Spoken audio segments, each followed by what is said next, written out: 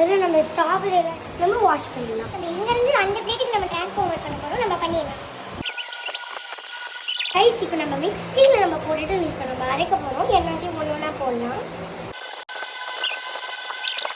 இது நமக்கு தேவையான அளவு ஃபுல்லாகவே போட்டுடலாம். ஏன்னா இதில் கொஞ்சம் பாதி தான். ஸோ கைஸ் நமக்கு தேவையான அளவுக்கு நம்ம பால் பவுடரும் கூட சேர்க்கணும். இப்போ நம்ம சேர்க்கலாம்.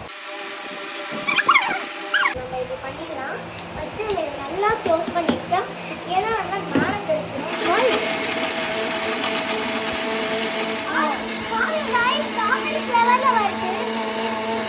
எக்ஸைட்மெண்ட்டாக இருக்கு. வாவ், நான் ஊற்ற போகிறேன். இப்போ நம்ம இது வச்சிடலாம் ஃப்ரீசரில். ரைஸ் நம்ம நேற்று வந்து ஐஸ்கிரீம் செஞ்சது வந்து நல்லா ஐஸ்கிரீம் இருக்குமா நம்ம பார்க்க போகிறோம். எப்படி இருக்கு கைஸ் சாப்பிட்டு சொல்லுங்க.